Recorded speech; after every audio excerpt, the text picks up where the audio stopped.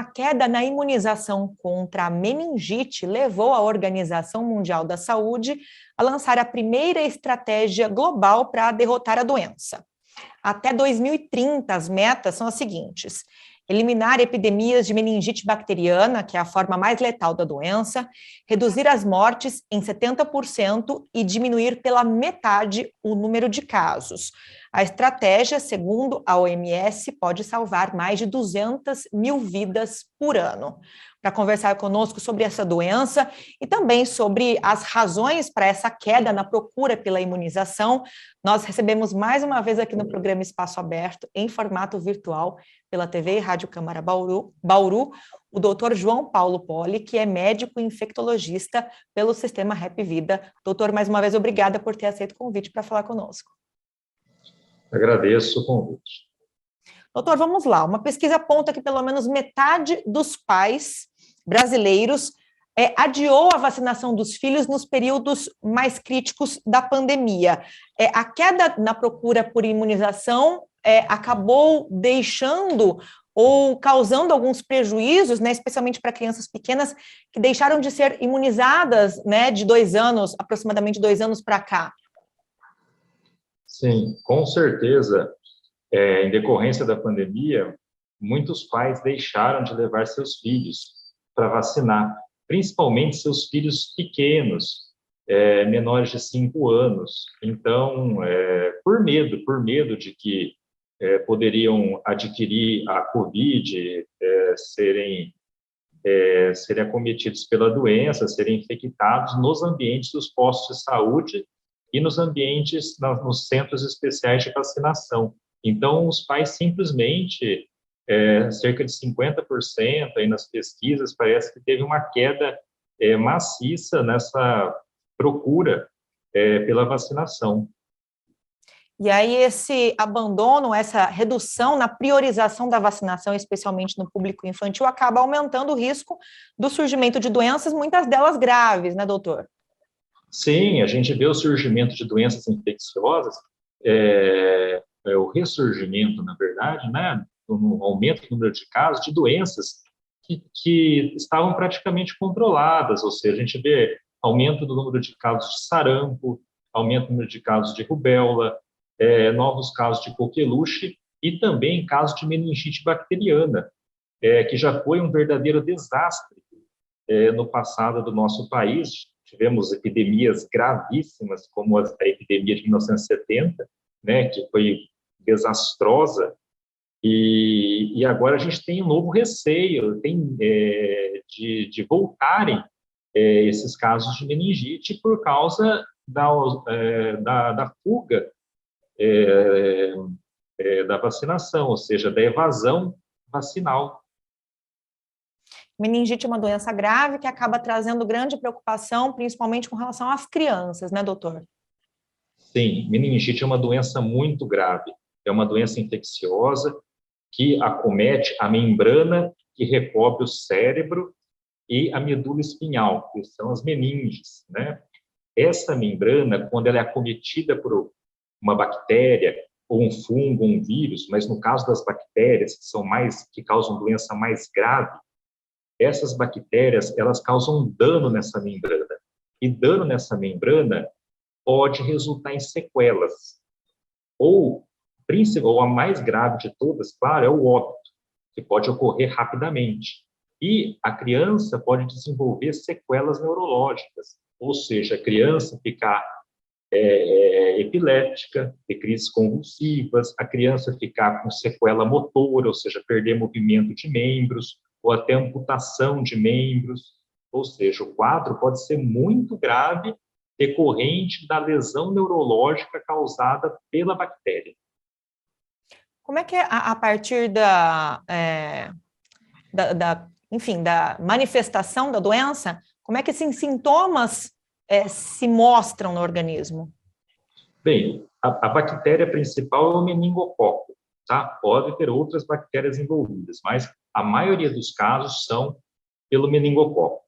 Os sintomas ocorrem rapidamente, se manifestam rapidamente, ou seja, febre elevada, acima de 39, 40 graus, dor de cabeça intensa, náusea e vômitos incoercíveis, ou seja, vômitos intensos, sem parar, dificuldade de mexer o pescoço, ou seja, de movimentar a cabeça, uma rigidez de nuca, né?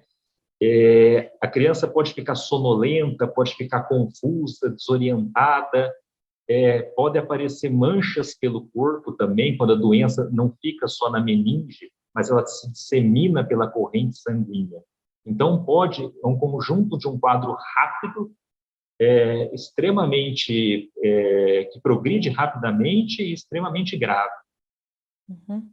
Ainda reforçando a importância da vacinação de uma forma geral, né, a gente traz mais um outro dado aqui que aponta que os percentuais de cobertura de todas as vacinas analisadas em 2020 foram inferiores a 80%.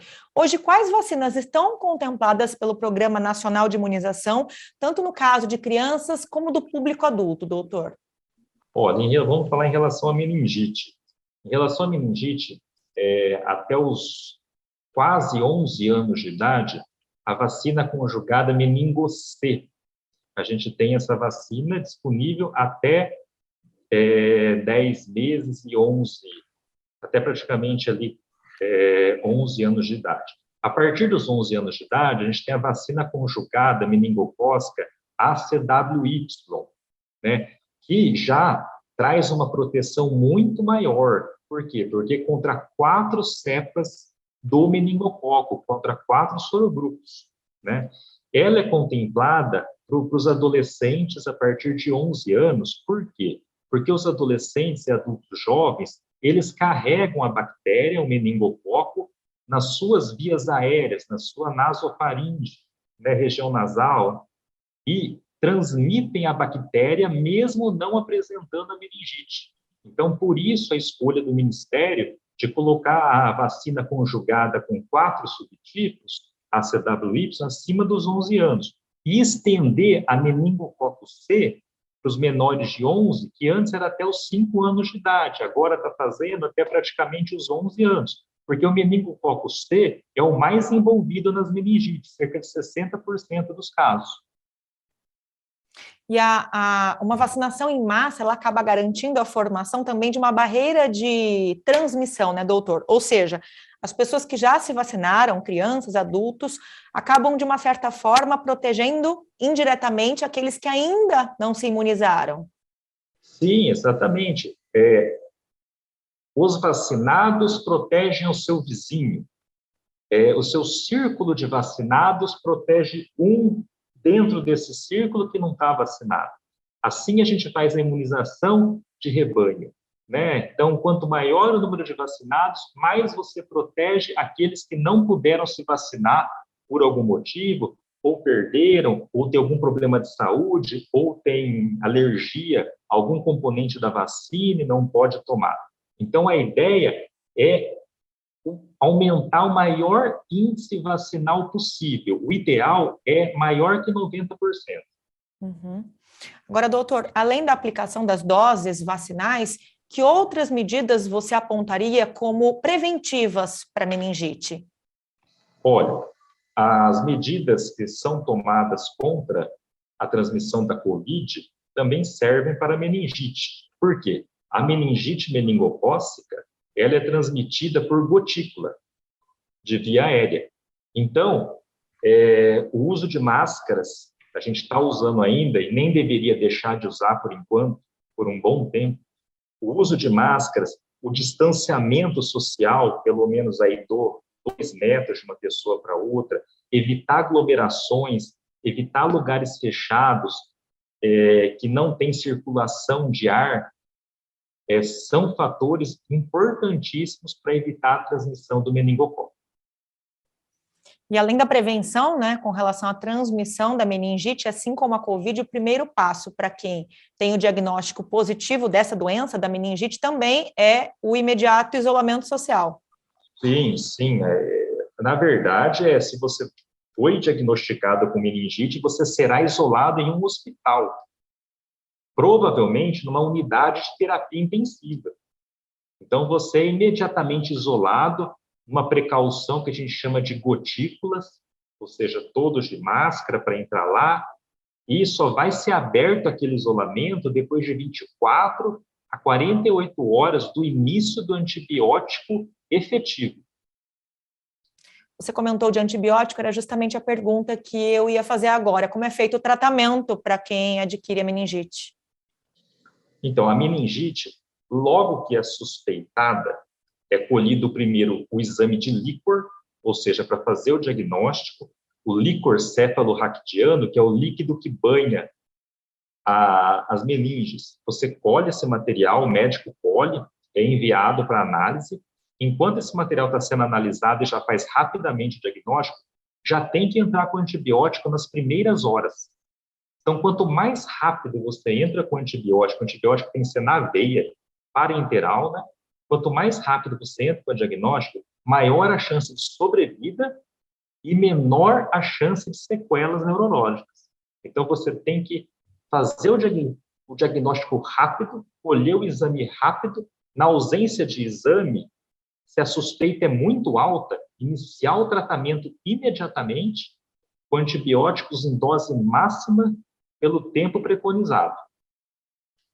Bom, então o diagnóstico precoce auxilia na cura do paciente. Quanto mais esse diagnóstico demora, maior o atraso, né, no diagnóstico da doença, maior acaba sendo o risco de morte também do paciente. Rapidez. Pode ocorrer óbito em 24 horas. Você tem aí 1 hora, 2 horas para iniciar o antibiótico antes de evoluir para uma sequela. Ok, essas são as orientações e os esclarecimentos do Dr. João Paulo Poli. Ele é médico infectologista e conversou com a gente um pouquinho sobre a queda na procura pela imunização, pela vacinação de várias doenças que são graves, que são perigosas, mas aí por conta da pandemia as pessoas acabaram se afastando dos postos de saúde, deixaram de priorizar a carteira, a caderneta de vacinação, aí, especialmente das crianças, né, de bebês, e aí algumas doenças correm o risco de voltar, de acelerarem sua transmissão, como é o caso da perigosa meningite. Doutor, mais uma vez, obrigada pela entrevista, por ter aceito o convite para falar com a gente. Eu agradeço imensamente o convite. Nós aproveitamos para agradecer você também que nos acompanhou pela sintonia, lembrando que essa entrevista fica disponível para você acessar na íntegra pelo nosso canal no YouTube. Procure TV Câmara Bauru. Até a próxima!